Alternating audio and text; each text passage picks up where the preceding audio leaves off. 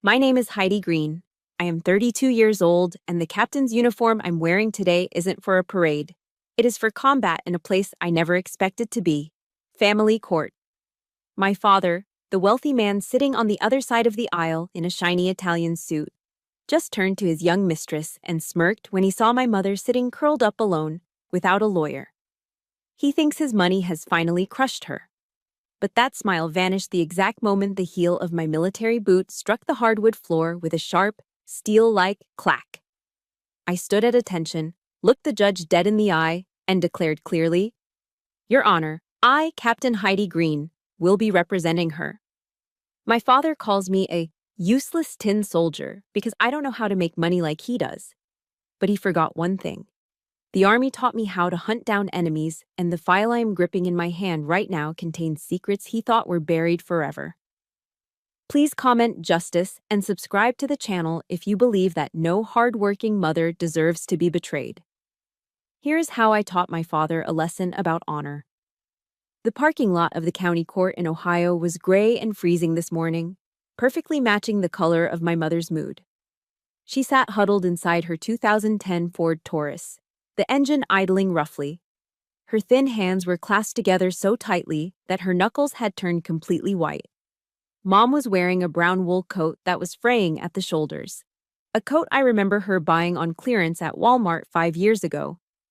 She stared out the foggy window, watching as a sleek black Porsche Cayenne pulled into the reserved spot across the lot. My father stepped out, looking like $1,000,000. "Heidi!" Mom's voice trembled, barely a whisper. "He has an entire team of lawyers. He told me he would crush me into dust if I dared to ask for a division of assets. Maybe we should just go home, honey. I don't need the money. I just want peace. I just want to be left alone." I reached over and took her freezing hand in mine. Her skin felt rough against my palm, covered in calluses, the physical receipts of 30 years of hard labor she spent building my father's career. My chest tightened with a mix of sorrow and rage, but I knew I wasn't allowed to be weak right now. "We aren't going anywhere, Mom," I said softly but firmly. We walked into the courthouse lobby. The smell hit me instantly, that specific mix of old oak wood, floor wax, and stale coffee that fills every government building in the Midwest. Across the hallway, my father, Robert Bob Green, was standing there, laughing loudly. He was wearing a custom-tailored Armani suit that probably cost more than my mother's car. Next to him was Tiffany. She's only 26, just a few years older than me. She was glued to her iPhone, scrolling through Instagram and chewing gum with her mouth open, looking bored. She represented everything my mother wasn't: flashy, expensive, and hollow. When Bob saw us approaching, the laughter died in his throat. The smile was replaced by that familiar, arrogant sneer. He didn't look at me. He looked straight at Mom with the eyes of a predator spotting a wounded animal. He raised his voice intentionally, making sure his entourage and everyone in the lobby could hear. "Well, look at that. Who did Martha bring along? Does her little tin soldier plan to use a plastic gun to scare the judge?" His lawyer and Tiffany burst into laughter.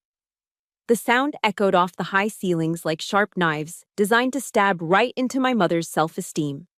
Mom shrank into her coat, trying to disappear. I kept my face frozen, a stone mask. It's a skill I didn't learn in law school. I learned it through thousands of hours of interrogation training. You never let the enemy see you bleed. I guided Mom to the defendant's table and helped her sit down. My father walked past us to get to the plaintiff's side.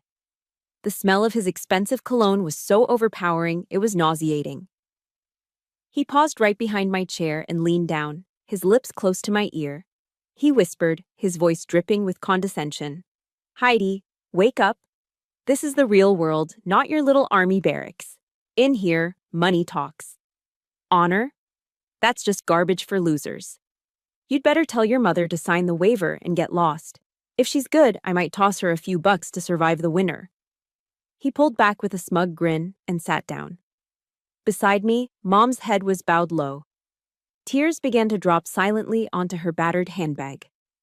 The anger rose in my throat, hot and burning like acid. He wasn't just betraying her, He was actively trying to strip away the last shred of her dignity. He wanted her broken. "All rise!" The bailiff's voice boomed through the room. Judge Harrison entered. He was an older man, stern, with silver hair and a no-nonsense attitude. He took the bench, adjusted his glasses, and opened the case file. He frowned, looking down at the paperwork. "Defendant Martha Green," the judge said, looking over his spectacles.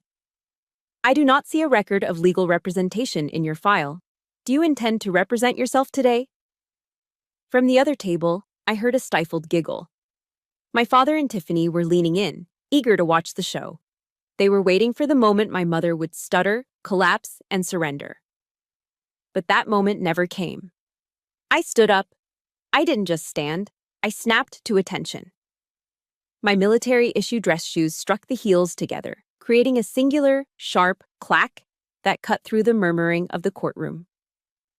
The sound was distinct, disciplined, and dangerous. I adjusted the rack of ribbons and medals on the left side of my chest. I stood with a posture that was forged in boot camp and refined in war zones. I looked straight into Judge Harrison's eyes, projecting my voice with the commanding authority of a commanding officer. "Your Honor," my voice rang out, clear and steady. "I, Captain Heidi Green, of the United States Army Judge Advocate General's Corps, will be representing her." The silence that followed was absolute. You could hear a pin drop. I glanced to my left. The smile on my father's face had completely vanished. For the first time all morning, the predator looked unsure. He thought he was fighting a helpless old woman. He had no idea he had just declared war on the United States Army. As Judge Harrison quietly reviewed the power of attorney documents I had just slapped onto his bench, the courtroom fell into a heavy, suspended silence. I didn't look at the judge. I didn't look at my father. My eyes were locked on the table in front of us, specifically on my mother's hands. They were resting on the polished oak surface, shaking uncontrollably. Those hands were rough, the skin paper-thin and spotted with age, the knuckles swollen from arthritis. They were the hands of a woman who had worked herself to the bone. Looking at them, the smell of floor wax and old wood in the courtroom seemed to fade away. Suddenly, I was transported back in time. I was back in our cramped, humid kitchen in the mid-90s. The air was thick, smelling of onions and stale fryer grease. That was the smell of my childhood. Back then, my father had just started Green Construction. He was nothing more than a guy with a pickup truck and a dream, drowning in debt. To keep the lights on, Mom worked double shifts at the local Denny's diner. She was on her feet for 12 hours a day, serving pancakes and refilling coffee for truckers, only to come home with her ankles swollen to the size of softballs. I remember the dinners from those days vividly. It was almost always the same thing: Kraft mac and cheese, the cheap kind from the blue box that cost 99 cents. Mom would stand at the stove, still in her stained polyester waitress uniform, scraping the bottom of the pot. She always served my father first, a heaping pile of pasta. Then she served me. When she finally sat down, her plate contained nothing but the burnt, crunchy scraps that had stuck to the metal pan. "I'm full, sweetie," she would say with a tired, gentle smile when she caught me staring at her meager portion. "I ate a big lunch at the diner. Your father needs the energy. He's building something big for us." She was lying. I knew it even then. She wasn't full. She was starving. She was feeding his ambition with her own sustenance. She was pouring her life force into him, believing that they were a team, that his success would eventually be her success. But as the years went by, the success did come, and everything changed. Green Construction started landing lucrative subcontracts. The rusty pickup truck was traded in for a brand new showroom model. The bills disappeared, replaced by a surplus of cash. But instead of relief, a new kind of tension entered our home. Dad started traveling more. Business trips, he called them. He would be gone for days, then weeks. When he was home, he was critical. He stopped looking at Mom with gratitude and started looking at her with disgust. I remember one evening vividly. Dad was getting dressed for a Chamber of Commerce dinner. He looked sharp in a new suit. Mom came out of the bedroom wearing her best dress, a floral print she had bought at a department store sale. She looked beautiful to me. Dad just sighed, a sound of pure exhaustion and annoyance.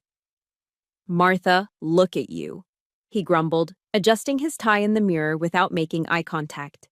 You look tired. Look at the other wives, my partner's wives. They smell like expensive perfume. They look polished. You always have that smell. Like grease and dish soap. Honestly, it's embarrassing. You're making me look bad. He didn't hit her. He didn't have to. Words like that leave bruises that never heal. I watched Mom shrink into herself. That night, she didn't argue. She just went into the bathroom and locked the door.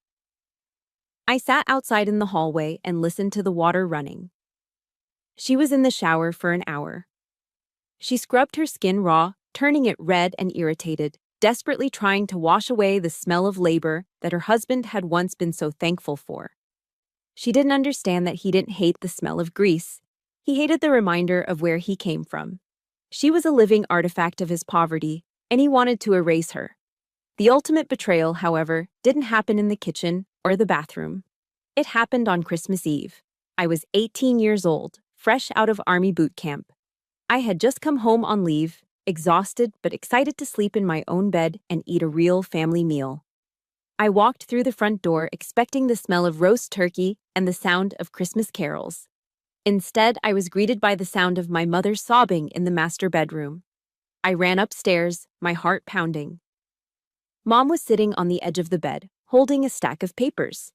Dad was packing a suitcase. He looked calm, almost bored, like he was checking off a grocery list. We just aren't compatible anymore, Martha, he said, zipping up his leather bag. I've outgrown this life. I need someone who can stand beside me at galas, someone who fits the image of the company I've built. He didn't just leave.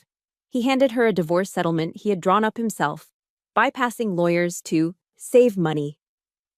Sign this, he told her, his voice dropping to that manipulative, reassuring tone he was so good at. It's a fair deal. I'll send you a monthly check. I'll take care of you, Martha. You know I will.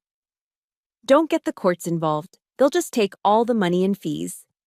And my mother, the woman who had spent 32 years trusting this man implicitly, the woman who ate the burnt scraps so he could be full, she signed it.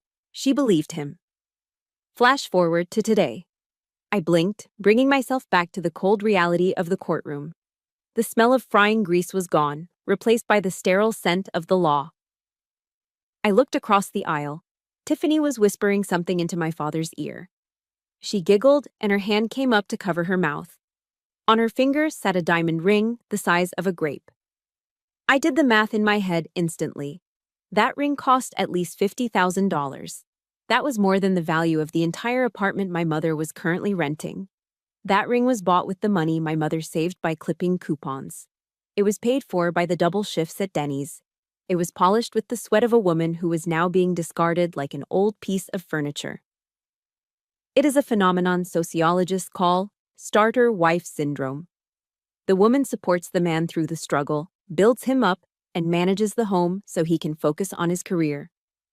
Then, once he reaches the summit of the mountain she helped him climb, he pushes her off the edge and pulls up a younger, fresher woman to enjoy the view.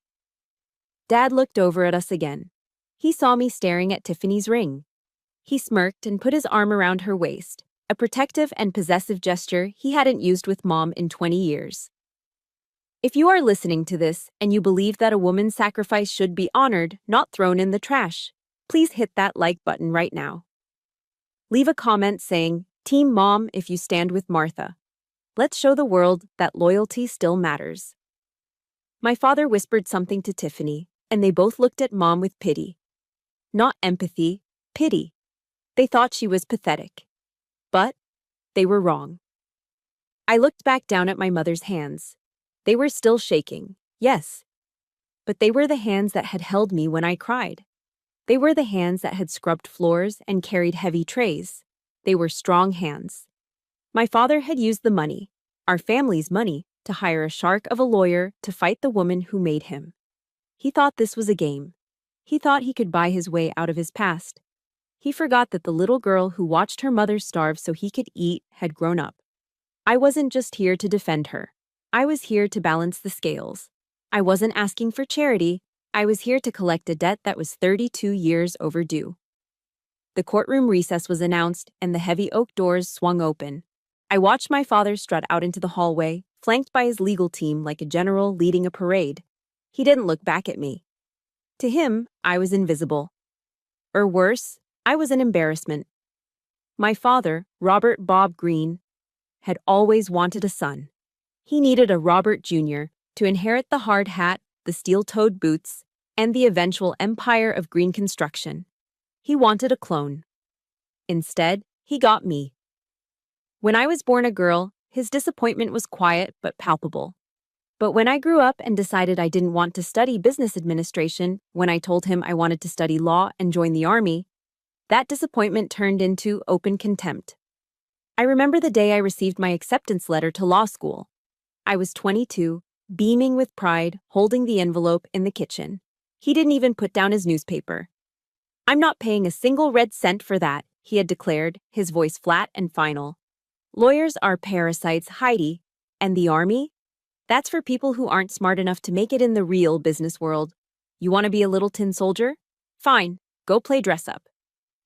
But you're on your own. Don't come crawling back to me when you realize you can't pay the rent." So, I didn't. I joined the ROTC program to pay for my education. While the children of his wealthy business partners, the smart ones, were driving BMWs bought with daddy's money and partying at fraternities, I was up at 4 a.m. I was low-crawling through freezing mud pits in the pouring rain. I was eating MREs that tasted like cardboard while they were dining on sushi. I pushed my body until my muscles screamed. I studied until my eyes blurred. I never asked him for a dime. Not for books, not for rent, not for food. I thought that maybe, just maybe, if I succeeded on my own terms, he would respect me. I was wrong. Every time I came home in my uniform, expecting a nod of approval, I only saw a sneer. He looked at the flag patch on my shoulder and saw a minimum wage worker. He looked at my combat boots and saw failure. I walked out into the courthouse hallway, shaking off the memory. The air conditioning was humming loudly, mixing with the low murmur of lawyers negotiating deals in corners. I walked over to the vending machine in the alcove. I fished out a few quarters and pressed the button for black coffee. The machine whirred and spat out a paper cup filled with dark, bitter liquid. I took a sip. It tasted burnt and watery, but the caffeine hit my system with familiar efficiency. It reminded me of the coffee at the JAG School in Charlottesville, Virginia. That place didn't just teach me the uniform code of military justice. It taught me survival.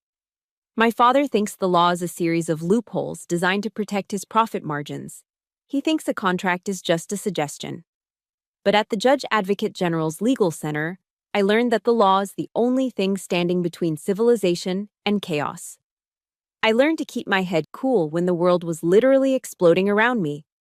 I spent a tour in Afghanistan, drafting legal briefs while mortar sirens wailed in the distance. I learned that in war, and in law, a single overlooked detail, a missing signature, a wrong timestamp, a forgotten clause, can cost lives, or save them. My father calls me rigid. He calls me robotic. He doesn't understand that my discipline isn't a flaw, it is armor. And right now, he was about to test that armor.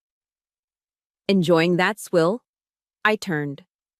Bob Greene was standing there, leaning against the wall with casual arrogance. In his hand, he held a venti Starbucks latte, the whipped cream still perfectly swirled on top. The smell of expensive vanilla and roasted espresso wafted off him, clashing with the stale air of the hallway. He took a slow sip, watching me over the rim of the cup. "You know," he started, that fake friendly smile plastering his face. "I heard what a captain makes these days. It's embarrassing, Heidi. Really. It's barely enough to buy a decent suit, let alone a life. Look at you. No makeup, hair in a tight bun. You look so severe." I didn't blink. I just held my paper cup, letting the heat seep into my cold fingers. "I earn every dollar I make, Bob. Can you say the same?" He laughed, a short, dismissive bark. "Always so self-righteous. Look, I'm feeling generous today. I know you're going to lose in there. You're out of your depth. This isn't a court-martial. This is the real world. So, here's an offer. He stepped closer, invading my personal space. He lowered his voice, trying to sound benevolent. When this is over and your mother is out of the picture, come work for me. I need a new executive secretary. You're organized, I'll give you that. The pay is double what Uncle Sam gives you. You could finally afford to buy some lipstick, maybe get a makeover, start looking like a woman instead of a whatever this is. He gestured vaguely at my uniform, his face twisted in distaste. The insult landed with precision. He wasn't just attacking my career, he was attacking my identity. He was telling me that my value lay solely in my appearance and my subservience to men like him. He thought he could buy my dignity with a salary bump and a tube of lipstick. He thought that, deep down, I was just a broke girl desperate for his validation. He expected me to get angry. He expected me to shout, to cause a scene in the hallway so his lawyer could use it against me. She's unstable, Your Honor. She has anger issues, but he forgot where I came from. The army breaks you down to build you back up with steel. I took a slow, deliberate sip of my bitter vending machine coffee. I let the silence stretch for 5 seconds. A tactical pause designed to make him uncomfortable. I looked him up and down, analyzing him not as a father, but as a hostile target. I saw the sweat beading on his forehead despite the AC. I saw the twitch in his left eye. "Thank you for the offer, Mr. Green," I said. My voice was low, calm, and terrifyingly polite. I used his last name. I saw him flinch. But the United States Army pays me enough to understand a very simple concept. Honor is not something you can purchase with a platinum credit card. You think this is about money. You think you can buy me, just like you bought your car, your suits, and your mistress. I took a step forward. He instinctively took a step back, his back hitting the wall. "You should be less worried about my lipstick and more worried about your CEO chair," I whispered, my eyes locking onto his. "Because you made a mistake, Bob. You judged me by your standards. You thought I was weak because I don't worship money. But when I am done with you in that courtroom, you are going to wish you had never woken up this tin soldier." I didn't wait for his response. I finished my coffee in one gulp and crushed the paper cup in my hand. I walked over to the trash can next to him. I dropped the crushed cup inside with a definitive thud. It was a small gesture, but it felt like dropping a gavel. "I'll see you inside," I said, not looking back. I turned on my heel and marched away, the sound of my boots echoing down the long corridor. I left him standing there, holding his overpriced latte, looking confused and, for the first time, genuinely rattled. He thought the war was over because he had the bigger bank account. He didn't realize that the real battle had just begun. And unlike him, I didn't come here to negotiate a deal. I came here to execute a mission. That night, the war didn't take place in a trench or a courtroom. It took place in the cramped dining nook of my mother's rented apartment. While Mom slept fitfully in the other room, I transformed her small, wobbly dining table into a command post. I pushed aside the lace doilies and the bowl of fake fruit. In their place, I laid out my laptop, a stack of highlighters, and 3 cardboard boxes of garbage that Mom had managed to save from the house before she was kicked out. My father had laughed at these boxes. He told his lawyers they were just old receipts, expired warranties, and junk mail. He thought they were trash. But in the intelligence community, we have a saying: one man's trash is another man's conviction. I taped a large sheet of butcher paper to the wall. On it, I drew a timeline of the marriage, marked with black Sharpie. I was no longer just a daughter or a lawyer. I had switched modes. I was an intelligence officer conducting a forensic audit. The room was silent except for the humming of the refrigerator and the scratching of my pen. I didn't read the documents like a civilian. I wasn't looking for the story. I was scanning for anomalies. I was looking for the break in the pattern. Hour after hour, I sifted through the debris of 30 years. Utility bills, credit card statements from 1998, grocery receipts. It was tedious, mind-numbing work. It was the kind of work that makes civilian lawyers give up and settle. But I had spent 12-hour shifts scanning satellite imagery looking for disturbed dirt on a roadside in Kandahar. I had patience. By 03 Zeiss AM, my eyes felt like they were filled with sand. The caffeine from earlier had worn off, replaced by a dull headache. But my brain was vibrating with alertness. I picked up an old issue of Field and Stream magazine from the bottom of the second box. It was dated 5 years ago. My father didn't hunt, and he didn't fish. Why did he have this? I shook the magazine. A single small slip of paper fluttered out and landed on the linoleum floor. It was a carbon copy of a FedEx waybill. The paper was yellowed and fading, the ink barely legible. I squinted under the dim kitchen light. Sender, Robert Greene. Recipient, Blue Ocean Holdings, Limited.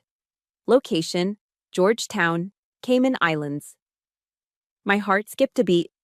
A construction company in rural Ohio had absolutely no business sending urgent documents to a tax haven in the Caribbean. I rushed to the timeline on the wall.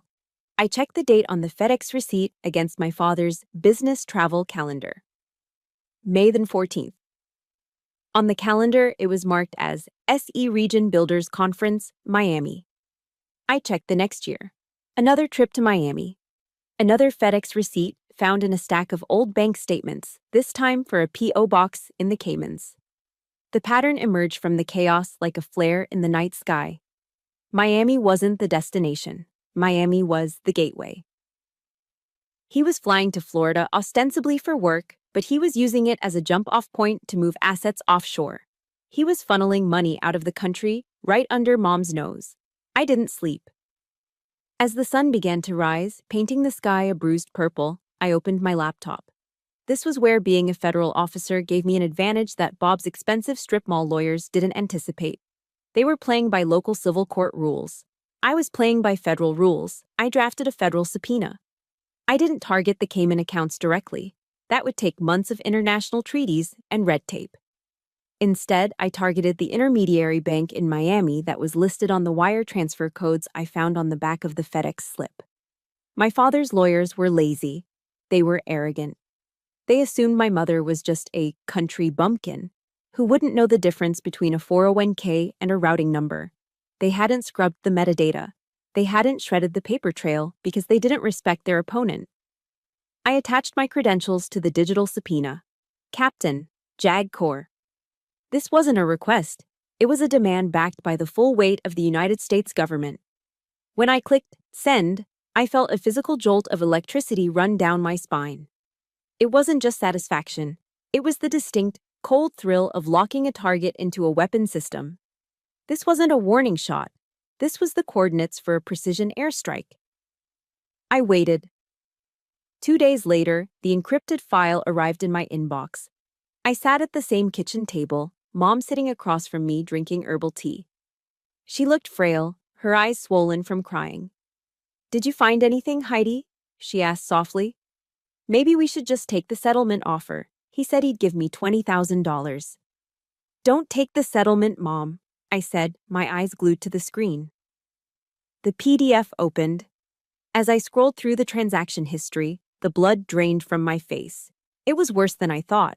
It wasn't just greed. It was cruelty. First, there was the tax evasion. That was expected. Millions of dollars funneled into shell companies registered to Tiffany Miller, his mistress. He was stripping the company of its assets so that on paper, Green Construction looked broke. Then, there was the 401k. The retirement fund that Mom and Dad had contributed to for 30 years, the money meant for their old age, had been drained. He had forged her signature on a withdrawal form 3 years ago, claiming financial hardship, and moved the cash into a private trust. But the final document, that was the one that made me physically nauseous. I found a credit report. Not my father's, my mother's. In the United States, your FICO score is your lifeline. Without a good credit score, you cannot rent an apartment, you cannot buy a car, you cannot get a loan. You are paralyzed. My father had used my mother's social security number, without her knowledge, to open 5 distinct high-interest credit cards. He had maxed them out on gambling debts and luxury gifts for Tiffany. And then, he stopped paying. He had deliberately defaulted on debt in her name. My mother's credit score was in the low 400s. It was destroyed. He hadn't just stolen the money. He had salted the earth. He had engineered a situation where, Even if Mom left him, she would be financial poison. No landlord would rent to her. No bank would touch her. He wanted to make sure that she had no choice but to crawl back to him or live on the street. This was financial domestic violence. It was calculated, systematic, and evil. I looked up from the screen. Mom was watching me, fear trembling in her lip. "Is it bad?" she whispered. I closed the laptop slowly. My hands were shaking, not from fear, but from a rage so cold it felt like ice in my veins. I looked at the knuckles of my hand, white from gripping the edge of the table. "It's not bad, Mom," I said, my voice eerily calm. "It's criminal." I stood up and walked to the window. Outside, people were going about their day, mowing lawns and walking dogs, completely unaware of the monster living in the big house on the hill. Bob Green wanted to play dirty. He wanted to use paper and ink to destroy a life. Fine. He wants a war, I said to the reflection in the glass. I'm going to give him total annihilation. I picked up my phone. I dialed the number for the lawyer representing my father. "This is Captain Green," I said when the receptionist answered. "Tell your client we accept his invitation for lunch tomorrow, and tell him to bring his checkbook. We have some numbers to discuss." I hung up before she could answer. The investigation phase was over. The execution phase was about to begin. The invitation came via email from my father's lawyer at 9 a.m. the next morning. It was labeled Settlement Conference, but the venue wasn't a law office.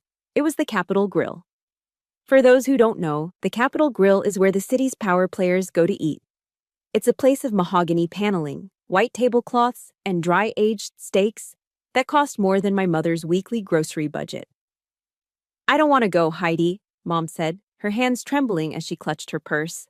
"I don't fit in there. Look at my shoes. They're scuffed." "We aren't going there to eat, Mom," I told her, my voice steel. "We are going there so you can see exactly who he has become. We need to look the devil in the eye one last time." When we walked into the restaurant, the air was thick with the smell of rich leather, expensive red wine, and seared beef. It was the scent of money. The hostess looked at my mother's worn wool coat with a flicker of judgment before leading us to a private booth in the back.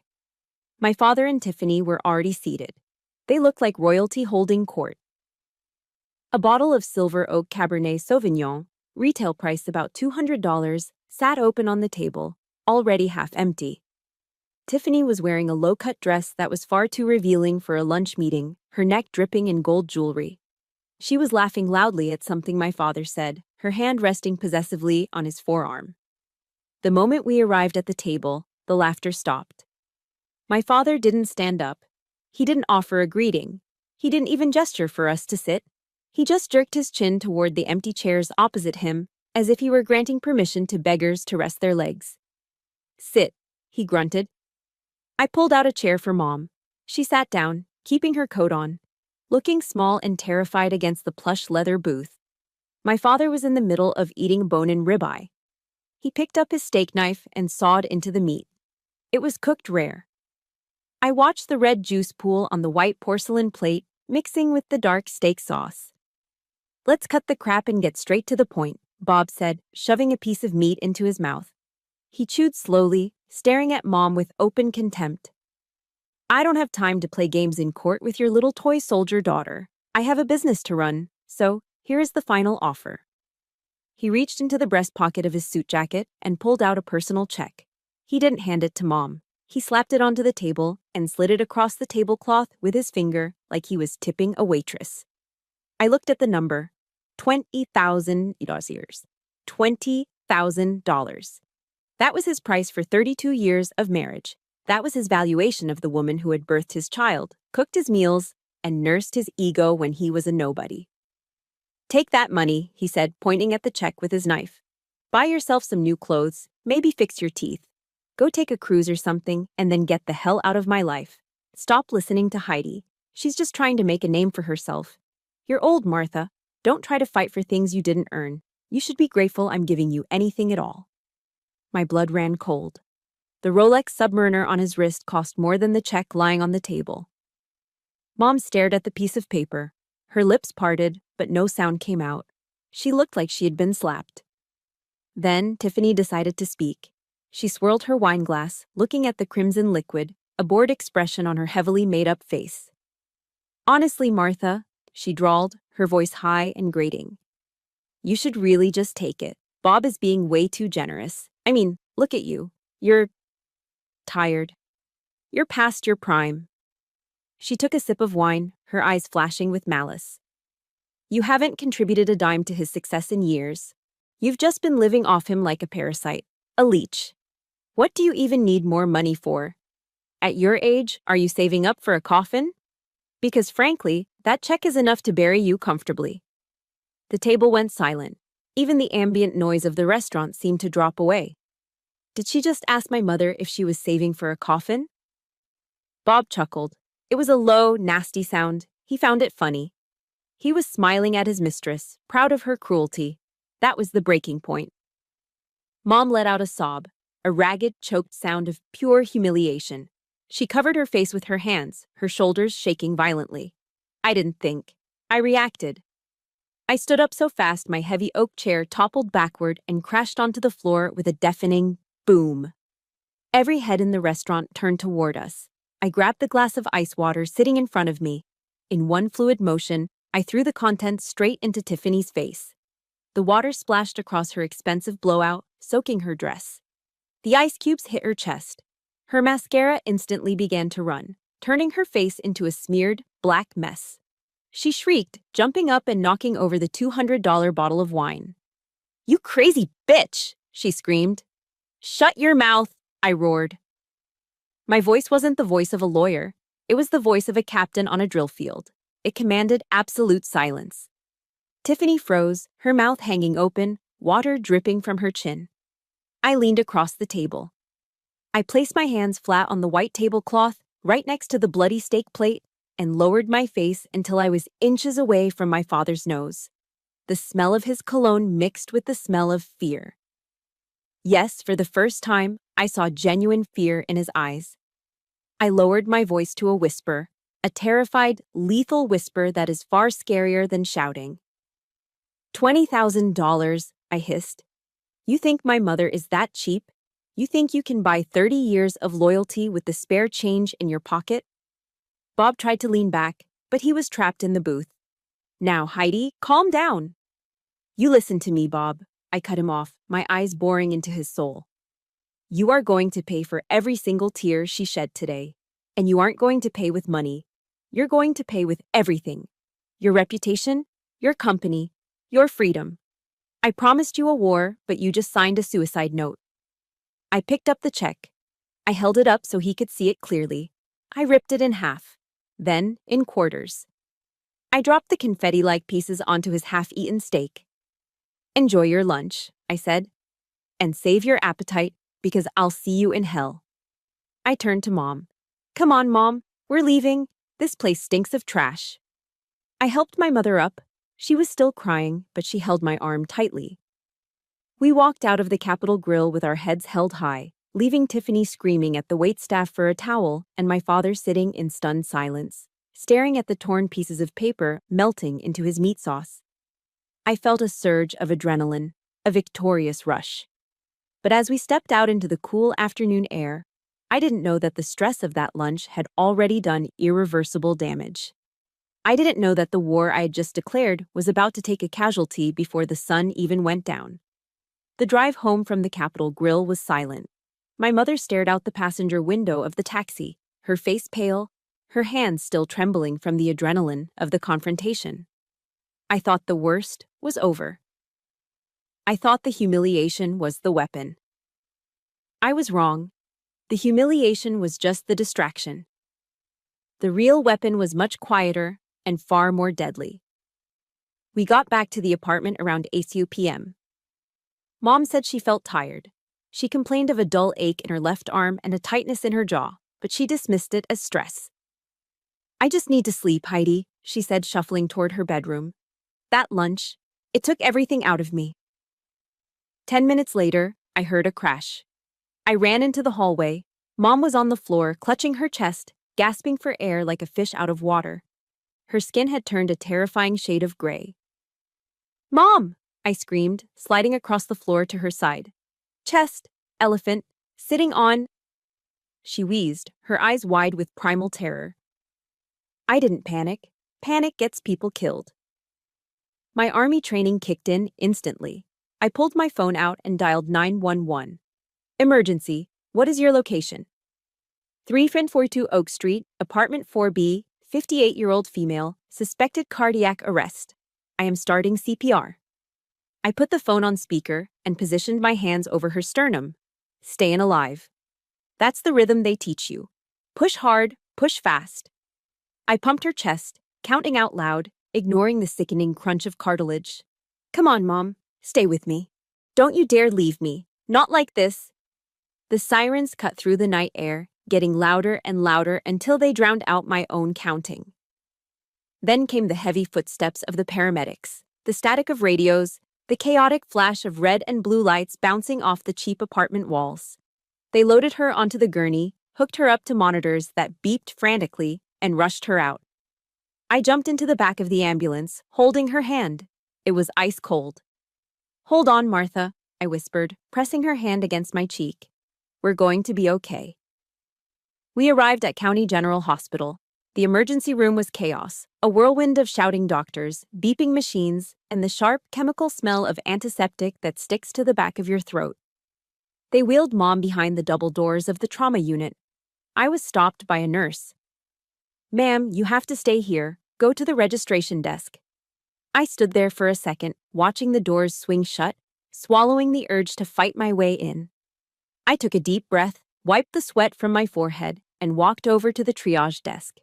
The administration lady looked tired. She typed my mother's name into the computer system. Green, Martha, date of birth, June 12, 1966. Okay. She stared at the screen. She frowned. She typed something else, hit enter, and frowned deeper. She looked up at me, her expression shifting from bored to sympathetic. Ms. Green, I'm sorry to tell you this, but the system is flagging her insurance as inactive. That's impossible, I said, my voice shaking. She's covered under my father's policy, Blue Cross Blue Shield. It's a platinum plan. I see the policy number here, the woman said, turning the monitor slightly so I couldn't see the details. But it shows a status change. The primary policyholder, Robert Green, removed her as a dependent effective today. I felt the blood drain from my face. What time? She clicked a tab. The timestamp on the cancellation is 5:02 p.m. My knees almost gave out. I had to grab the counter to steady myself. 5:02 p.m. That was exactly 20 minutes after we walked out of the restaurant. He didn't just get angry. He didn't just go home and drink. He pulled out his phone, called his broker, and executed a kill order. He knew Mom had a history of high blood pressure. He knew the stress of a divorce could trigger a health crisis. And he deliberately, surgically, cut her lifeline. In America, the emergency room is required to stabilize you, yes. But the treatment for a heart attack, the catheterization lab, the stents, the days in the ICU, the medication, that costs tens of thousands of dollars. Without insurance, a single night in the hospital is enough to bankrupt a normal person. My father had just signed a financial death warrant for my mother while she was fighting for her actual life.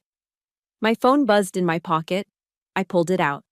The screen was cracked from when I dropped it during CPR. The name on the notification read, Bob Green. My hands were shaking so hard I could barely unlock the screen. I opened the message. See, Heidi, this is the real world. Without me, your mother is a zero. I heard the ambulance. Good luck with the hospital bills. If you withdraw the lawsuit by tomorrow morning, I might consider reinstating her coverage. This is a lesson about real power. I stared at the words.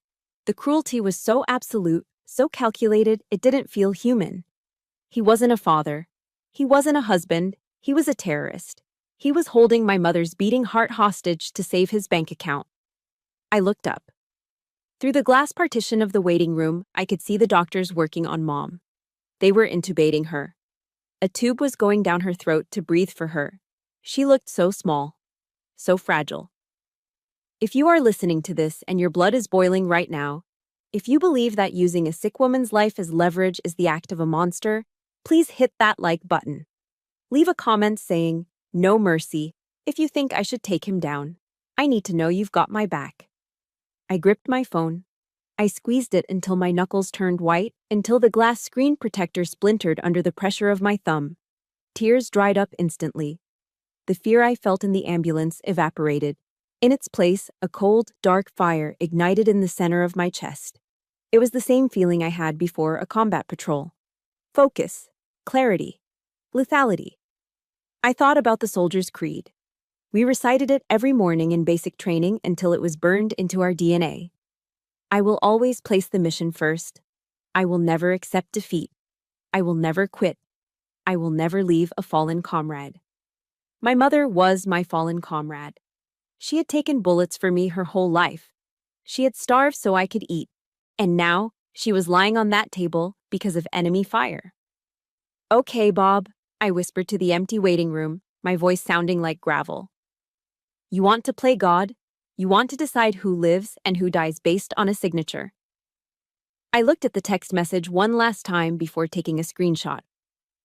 "You wanted a war," I said, my reflection in the glass looking back at me with eyes that were no longer the eyes of a daughter, but the eyes of a soldier.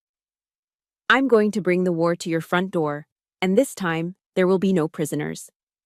I put the phone away. I didn't reply. "You don't negotiate with terrorists, you eliminate them." The sun hadn't even fully risen the next morning when I pulled my Jeep Wrangler into the lot of the largest used car dealership in the county. This Jeep wasn't just a vehicle to me. It was the first thing I bought with my own paychecks after graduating from officer candidate school. It was my symbol of independence. It had mud on the tires from trails in 3 different states and a dent in the bumper from a fun weekend in the Appalachians. It was the one place I could go to escape the noise of the world. But right now, it was just an asset, a liquidity event. The salesman, a guy in a cheap polyester shirt who smelled like cigarettes and desperation, walked around the car, kicking the tires. He knew I was in a hurry. He could smell the urgency on me. "It's a nice rig," he said, scratching his chin. "But the market is soft right now. Best I can do is $12,000. Cashier's check today." It was a lowball offer. It was insulting. The Jeep was worth at least $18,000. But I didn't have time to haggle. I didn't have time to post it on Craigslist and wait for buyers. My mother was lying in a hospital bed with a billing department breathing down her neck, demanding a good faith deposit to continue her care. "Do it," I said, my voice flat. "Cut the check." I signed the title over without a tremor in my hand. As I watched a porter drive my Jeep away toward the detailing bay, I felt a sharp pang in my chest, a sense of loss. But I pushed it down. Assets can be replaced. Mothers cannot. I took the bus back to the hospital. It was crowded, smelling of wet wool and body odor. I sat in the back, clutching the cashier's check in my pocket, and pulled out my phone. I opened Facebook. I don't know why. Maybe I was looking for pain. Maybe I was looking for fuel. And there it was. A new post from Robert Greene, time-stamped 2 hours ago. The photo showed him standing on a manicured green lawn, a golf club in hand, with palm trees and the sparkling ocean in the background. He was wearing a white polo shirt and a visor, grinning that wide salesman grin. Checked in. The Breakers, Palm Beach, Florida. Caption: Living the good life, staying away from negative energy and toxic people. Blessed. He was playing golf. While his ex-wife lay in a cardiac ward, hooked up to machines because he cut her insurance, he was down in Florida, hitting balls and drinking Arnold Palmers. He was talking about negative energy while actively destroying lives. I stared at his smiling face until the screen blurred. "Enjoy the sunshine, Bob," I whispered to the phone, "because a storm is coming." I didn't fight this battle alone. The moment I got back to the hospital, I activated my network. First, I called Gary. Gary was a former Army intelligence officer I had served with. He was now a private investigator who specialized in digital forensics. I had helped him out of a legal jam with the VA a few years back, and he owed me. "Gary, it's Heidi. I'm cashing in the favor." "Name it, Cap," his gravelly voice answered instantly. I need eyes on the Caymans. I have a paper trail leading to Blue Ocean Holdings. I need to know who the signatories are. I need photos. I need proof that links the money to a person, not just a shell company. Consider it done, Gary said. I've got a contact in Georgetown. I'll dig up the dirt. I got your six, Heidi. I got your six. It's military shorthand for, I've got your back. It was the first time in days I felt safe, but the real nuclear weapon arrived an hour later. My phone rang. Unknown number. Hello? Is this Heidi Green? The voice was female, older, and trembling with nerves. Speaking. Heidi, this is Barbara Wilson. I don't know if you remember me. I used to be the head bookkeeper for your father's company. Before he let me go. I sat up straight in the uncomfortable hospital chair. I remember you, Mrs. Wilson. You gave me cookies when I visited the office as a kid. I saw the news, she said, her voice dropping to a whisper. I saw the court docket online. I know what he's doing to your mother. It's not right. It's just not right. She paused, taking a ragged breath. He fired me 2 years ago because I refused to cook the books. He thought I was just a stupid old lady who would go quietly. But Heidi? I kept a backup. I have the shadow ledgers, the real ones. Not the ones he shows the IRS. I felt the hair on my arms stand up. This wasn't just a witness. This was a smoking gun. This was a direct hit. Mrs. Wilson, I said, my voice steady and intense, can you bring them to me, today? I'm on my way. For the next 48 hours, room 304 of County General Hospital became my war room. My mother drifted in and out of sleep, the rhythmic beeping of her heart monitor providing the soundtrack to our operation. Mrs. Wilson arrived with a heavy tote bag filled with hard drives and binders. We worked like a tactical operations center. We taped spreadsheets to the walls of the hospital room. We cross-referenced the bank transfer data I'd subpoenaed with Mrs. Wilson's internal ledgers. The picture that emerged was staggering. It wasn't just hiding assets. It was federal tax evasion on a massive scale. He was laundering money through phantom real estate projects that never broke ground. He was paying consulting fees to companies that didn't exist. He was embezzling funds from the company to pay for Tiffany's lifestyle, classifying diamond necklaces as office supplies. Every page we turned was another nail in his legal coffin. I stopped looking at him as my father. He was a target. He was a hostile entity that had engaged in financial terrorism. I drafted my closing arguments. I practiced my cross-examination questions in the bathroom mirror while nurses changed my mother's IV fluids. I prepared for every lie, every deflection, every excuse he might use. I wasn't preparing for a trial. I was preparing for a public execution. On the night before the final hearing, the hospital room was quiet. I sat by the window, polishing the brass buttons on my Army service uniform. Mom stirred. She opened her eyes, looking at me with deep, sunken sockets. She looked so tired, but the fear was gone. Heidi, she rasped. You don't have to do this. I'm scared, honey. He's powerful. He knows people. I don't want him to ruin your career. I put down the polishing cloth. I walked over and took her hand. It was warmer now. Mom, I said gently, he doesn't have power. He has money. There is a difference. And tomorrow? Tomorrow, you aren't going to bow your head to him ever again. We are going to take back everything. Not just the money. We are taking back your honor. She squeezed my hand weakly and closed her eyes, trusting me. I stood up and went to the small closet in the corner of the room. I took out my Class A uniform, the dark blue jacket, the crisp white shirt, the gold stripes on the sleeves. I put it on slowly, deliberately. I fastened every button. I adjusted my tie. I pinned my rack of ribbons to my chest. Medals earned for service, for excellence, for doing the hard things when no one was watching. I stepped in front of the full-length mirror on the back of the bathroom door. The woman looking back at me wasn't the useless tin soldier my father mocked. She wasn't the little girl who was rejected for not being a boy. She was Lady Justice. She held a sword in one hand and a scale in the other. And she was ready to bring the hammer down. I smoothed the fabric over my shoulders. I checked my watch. 06 hours. Time to go hunting, I whispered to the reflection. I grabbed the thick file containing Mrs. Wilson's ledgers and the photos Gary had just emailed me from the Caymans. I walked out of the hospital room, leaving my mother sleeping safely, and marched toward the elevators. The click of my polished shoes on the linoleum floor sounded like the ticking of a clock. My father's time had just run out. Court is now in session, the Honorable Judge Harrison presiding. The bailiff's voice boomed, signaling the beginning of the end. I watched my father walk to the witness stand. He didn't walk like a man facing judgment. He walked like he was strolling onto a yacht. He adjusted his silk tie, smoothed the lapels of his Armani suit, and shot a confident wink at Tiffany in the front row. She giggled, flashing a thumbs up. They thought they had already won. His lawyer, a slick man named Mr. Sterling, whose smile looked like it was bought at a discount dealership, had just finished a 40-minute presentation.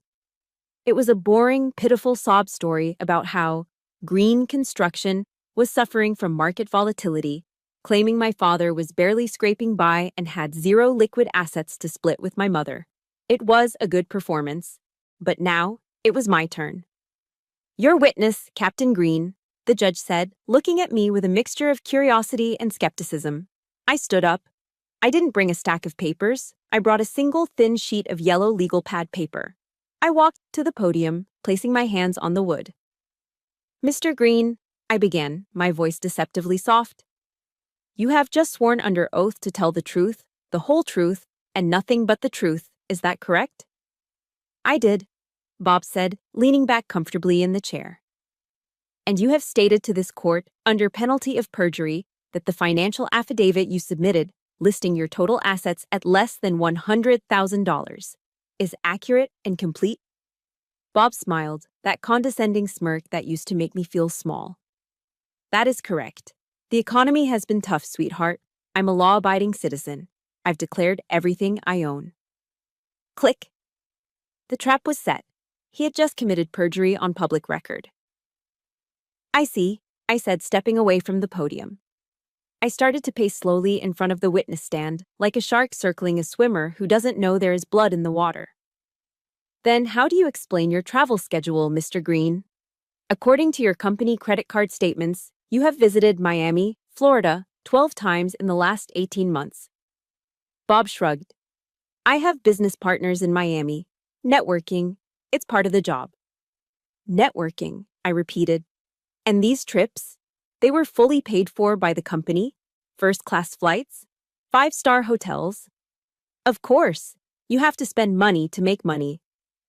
I stopped pacing. I looked at my mother, who was sitting at the defense table in her old coat. So, while you were spending money to make money in Miami, are you aware that your wife was using coupons to buy expired bread at the grocery store because you limited her allowance to $50 a week? Bob sighed, rolling his eyes theatrically for the benefit of the judge. That's business, Heidi. You've been in the Army too long. You don't understand how the corporate world works. It's complicated. The courtroom murmured. Even the court stenographer looked up, disgusted by his tone. Judge Harrison's brow furrowed. He didn't like being talked down to, and he certainly didn't like witnesses insulting military officers in his courtroom. You're right, Mr. Green, I said, my voice hardening. I might not understand business the way you do. I walked back to my table. I picked up the heavy black binder, the one containing the work of Mrs. Wilson and Gary. It was 3 inches thick. I turned back to him. I lifted the binder high in the air, letting the overhead lights catch the plastic cover. Then, I slammed it down onto the witness stand railing. Thud! The sound was explosive. It echoed off the high ceilings like a gunshot. Bob jumped in his seat. Tiffany gasped. But I do understand financial crimes, I roared. Your Honor, I would like to submit Exhibit A. I ripped the Velcro tab open and pulled out a stack of enlarged documents. This, I held up the first page, is a bank statement from the Cayman National Bank in Georgetown, Grand Cayman. It is for an account held by a shell corporation named Blue Ocean Holdings. Bob's face went from flushed to chalk white in a nanosecond. The arrogant smile simply dissolved. And this, I held up the second page, is the incorporation document for Blue Ocean Holdings. Mr. Green, do you recognize the signature at the bottom? I didn't wait for him to answer. I turned to the judge. The signature is dated May 14th, exactly 2 days before Mr. Green filed for divorce. And on that same day, a wire transfer of $2.5 million was made into this account. The courtroom erupted. Reporters in the back row started typing furiously on their laptops. Objection! Mr. Sterling jumped up, knocking over his water glass. This is ambush. We haven't seen these documents. Sit down, counselor, Judge Harrison barked, slamming his gavel. Overruled. Continue, Captain. I leaned into the microphone, my eyes locked on my father's terrified face. Where did that $2.5 million come from, Bob? Did it come from networking? Or did it come from the joint 401k retirement fund that you liquidated without your wife's consent by forging her signature? Bob started to sweat, profusely. The expensive makeup he wore for the cameras began to streak down his forehead. He looked around the room, searching for an exit, searching for a lifeline. He looked at Tiffany, but she was slowly backing away, her hand over her mouth, looking at him like he was a stranger. It's a misunderstanding, Bob stammered. His voice was high and weak. I was moving funds for tax optimization. You intended to steal. I cut him off. My voice filled the room, cold and sharp as a bayonet. You didn't just hide money, Bob. You committed federal tax evasion. You committed wire fraud. You committed perjury 5 minutes ago when you sat in that chair and lied to this court. I took a step closer, violating his personal space, looming over him. And the worst part? The part that makes you a monster, not just a criminal. Yesterday at 5:02 p.m., you canceled my mother's health insurance while she was in cardiac arrest. You tried to kill her with a spreadsheet because she dared to ask for her fair share. I didn't. Bob was shaking now. He looked small. He looked pathetic. Is that true? Judge Harrison asked. His voice was quiet, but it carried the weight of impending doom. He looked at Bob over his glasses. Did you cancel the defendant's medical coverage during a medical emergency? Bob opened his mouth, but no words came out. He slumped in the chair, defeated. I have the termination notice right here as Exhibit B, I said, placing the paper gently on the judge's bench, along with a text message from the plaintiff mocking us for it. Judge Harrison read the text message. His face turned a deep shade of crimson. He slowly closed the file. He took a deep breath and looked at the bailiff standing by the door. I have heard enough, the judge said. This court finds that there is probable cause to believe the plaintiff has committed multiple felonies, including perjury and dissipation of marital assets. I am also referring this matter to the district attorney for investigation into insurance fraud and tax evasion. He banged the gavel. It sounded like a judgment from God. Mr. Green, your bail is revoked. You are remanded into custody immediately. Marshals, take him. 2 U.S. Marshals in tactical vests stepped forward. They didn't ask him to stand. They grabbed him by the arms and hauled him up. Bob looked at me, his eyes wide with shock. Heidi, please, I'm your father. I stood at attention, my face a mask of stone. You're not my father, I said, my voice steady. You're the defendant. The marshal spun him around. He pulled Bob's arms behind his back. Click, click. The sound of the handcuffs ratchet-locking around his wrists was the most beautiful sound I had ever heard. It was the sound of the spell breaking. It was the sound of justice. No, you can't do this. I'm Robert Green. I built this town, he screamed as they dragged him toward the side door leading to the holding cells. I turned around to face the gallery. Tiffany was gone. She had bolted out the back door the moment the handcuffs came out. My mother was sitting there, tears streaming down her face, but she was smiling. I walked over to her. I didn't say a word. I just saluted her. The war was over. We had won. The moment the handcuffs clicked onto my father's wrists, the illusion of power that held his world together shattered instantly. And just like rats fleeing a sinking ship, the first one to jump overboard was the one who had claimed to love him the most. Tiffany didn't run to the rail to comfort him. She didn't cry out in anguish for her beloved fiancé. Instead, she spun around and grabbed Mr. Sterling, the expensive defense lawyer, by the lapels of his suit jacket. "What does asset forfeiture mean?" she shrieked, her voice shrill and panicked. "What about my allowance? What about the townhouse on 5th Street? The deed is in my name." Mr. Sterling peeled her hands off his suit, looking at her with undisguised annoyance. "Ms. Miller, please." The townhouse was purchased with funds that are now subject to a federal investigation. Everything is frozen. The house, the cars, the accounts. It's all gone until the audit is complete. The color drained from Tiffany's face. She looked at the lawyer, then turned her gaze to my father, who was currently being patted down by the U.S. Marshals. The realization hit her like a physical blow. The ATM had just been unplugged. The golden ticket had been canceled. She stomped over to where the marshals were holding Bob. She didn't look sad. She looked furious. "You useless old fool," she screamed, pointing a manicured finger in his face. "You told me you had it handled. You told me you were untouchable. You lied to me." "Tiffany, baby, please," Bob pleaded, his voice cracking. "I can fix this. I just need—" "You can't fix anything," she yelled. "I wasted 2 years of my prime on you. I gave up modeling gigs for this. For a broke felon?" She grabbed her left hand with her right. She yanked the massive diamond engagement ring off her finger. She didn't hand it to him. She threw it. The ring hit Bob square in the chest, bouncing off his Armani lapel and skittering across the wooden floor of the courtroom. "I hope you rot," she spat. Then, without a backward glance, she turned and ran.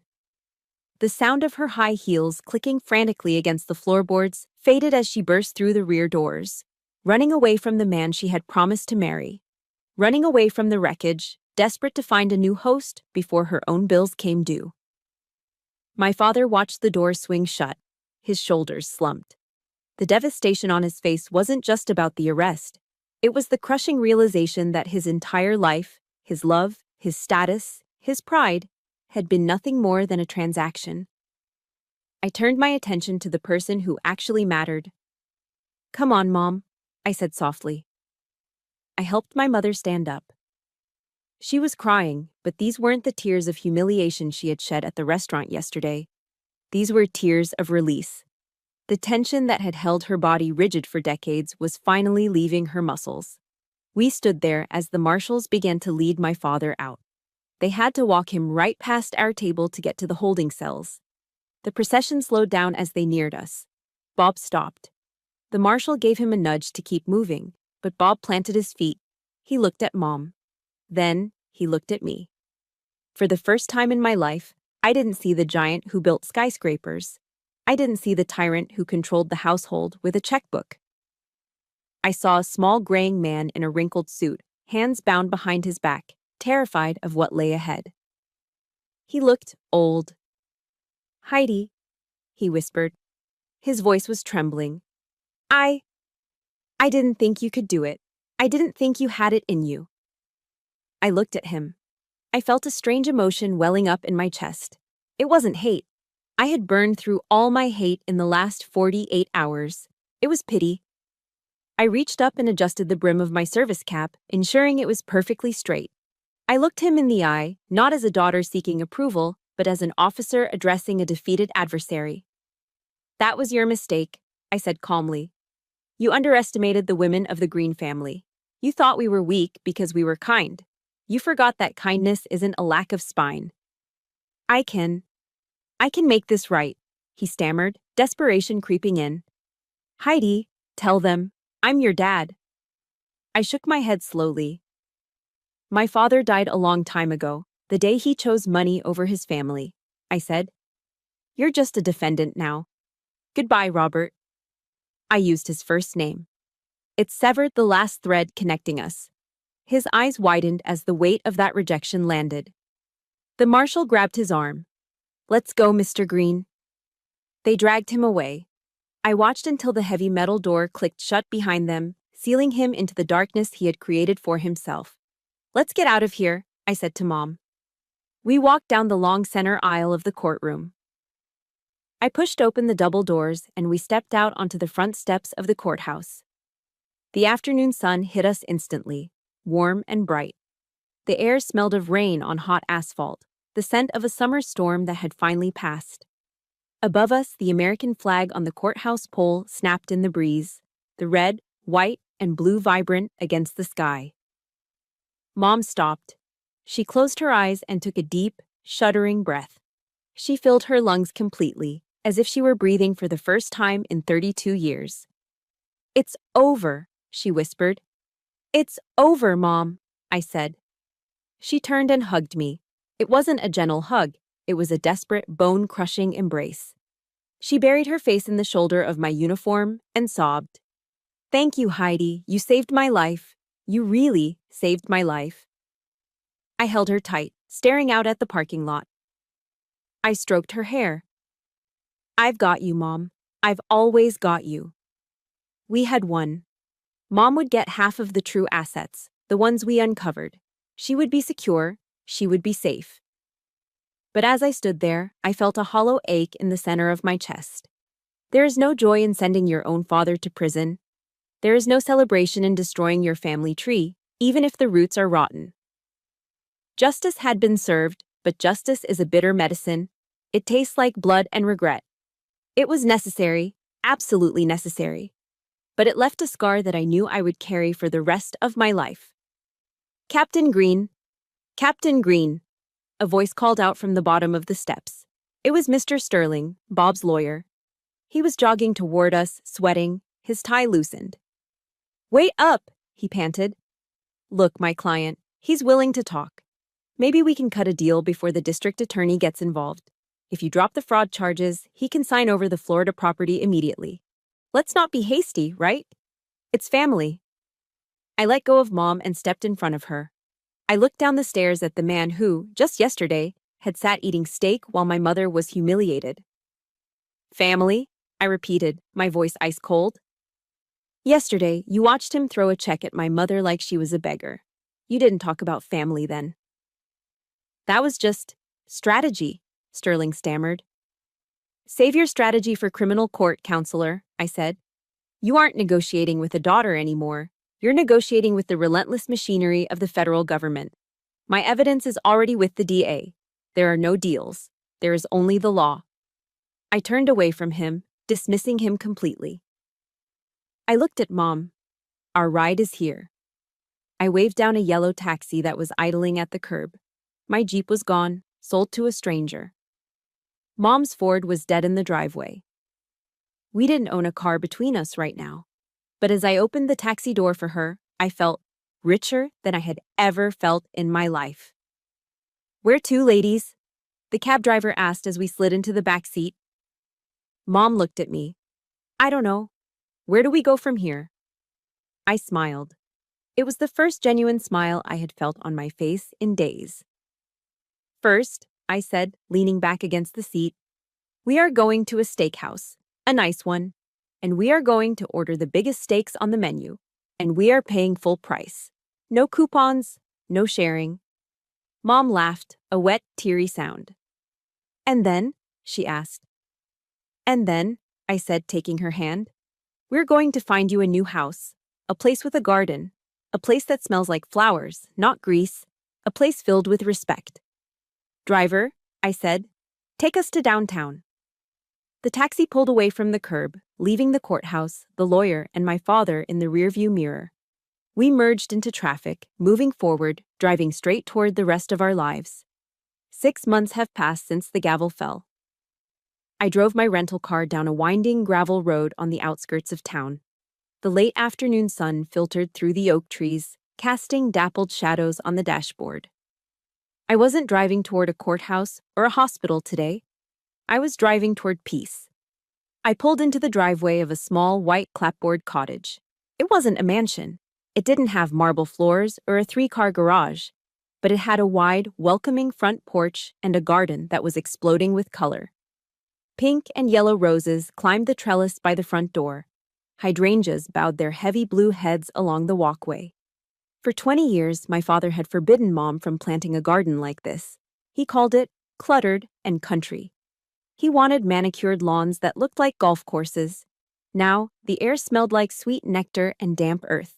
It smelled like freedom. The screen door squeaked open, and my mother stepped out.